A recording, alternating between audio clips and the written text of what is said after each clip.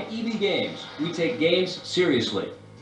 Hey, I'm here at EB Games, and I found a very cool classic buried treasure for the Game Boy Color. This is Ballistic, and it is a puzzle game, and I know that there's lots and lots of puzzle games out there, but most of them take the sort of Tetris formula. This one's different than that. This one actually has this circular kind of ball-shaped thing going on. You've got all of these different little balls, that's why it's called Ballistic. And they have little shapes and things inside of the ball. So you might have like a little star or a musical note or some other little shapes that you have to line up. And basically what you do, like Bust a Move, you move a little targeting cursor around your circle as everything is lining up, and you shoot out one of these balls and you try to connect the shapes and then make them disappear. You know, basic puzzle game stuff. This is a lot of fun though, definitely hard to put down, definitely a buried treasure. Go check it out. It's Ballistic for the Game Boy Color. Hey, welcome to Versus. Today we are going to be talking about two rally games. We've got RalliSport Challenge 2 from Microsoft for the Xbox versus Colin McRae Rally 4 from Codemasters for the Xbox. What did you think of the visuals for these two rally racing games? Well, Colin? Yes. Oh, Colin's funnier. I know, it is funnier. They're both very good. They're both beautiful. But Colin just goes the extra mile. The dirt on the back of the car, the reflection of the sun off the ice. The only thing I didn't like in Colin was the 2D people. The first game that does 3D people, I'm going to like flip out. I'm going to freak out. I think you're right in the car detail in Colin McRae Rally 4. I think they've done a very nice job of creating these very realistic looking vehicles. The interior environments of the cars are incredible. Love the damage modeling on the Colin McRae game. But RalliSport Challenge... More damage on RalliSport, I noticed, to the car. More damage, a little more... The door opens when you're hitting stuff. But the environments are much nicer in RalliSport Challenge 2. Let's talk about the audio quality for these two titles now. In Colin, they have different engine loops for different cars, which I thought were really, really nice. Some of them are annoying, but that's just rally cars. There's no getting around that. Yes. But when you do the different camera angles, you hear the different audio, and I thought that was really cool. Even as far as when you go in the car, you can literally hear the rocks pinging up against the car and the floorboards. RalliSport has a lot of that stuff too, but I think that the audio in Colin, like just the audio effects, unbelievable. Now they do have that one annoying guy who keeps telling you what. Well, I don't like him. Well, he's important. He's a big part. He's annoying. Take a left. They have so many.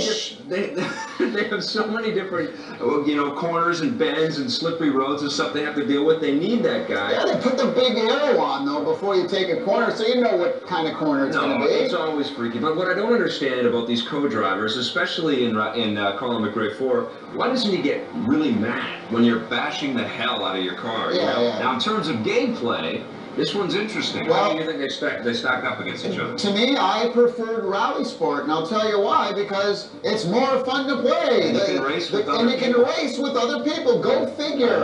A racing game where you can actually race others. Come on, put in some racing in there. I know. The only multiplayer racing you get in Colin McRae 4 is the split screen or the link. Right? Yes, and you're only racing like a virtual impression of your opponent. Whereas in RalliSport, you have Xbox Live. I like the controls better in Colin McRae 4. They're more realistic. They are more realistic, but you also feel like you have more traction to the ground. You feel like you're actually in control and in command of these vehicles as they're going around. RalliSport, it does feel a little too loose, and you can lose control of your vehicle too quickly, and it flips and flies a little bit too much. So I would have to say RalliSport Challenge wins it for me in the gameplay department. Gameplay for me as well. Okay, so overall then? Overall, me personally, I preferred RalliSport Challenge slightly over Colin McRae, but I would say to people out there, if you're more into like the total realism aspect, then you're probably going to want to go with Colin. Both games are great, and if you're a big fan of rally racing, you're probably going to want to pick them both up. Colin McRae is a little bit cheaper than RalliSport Challenge 2,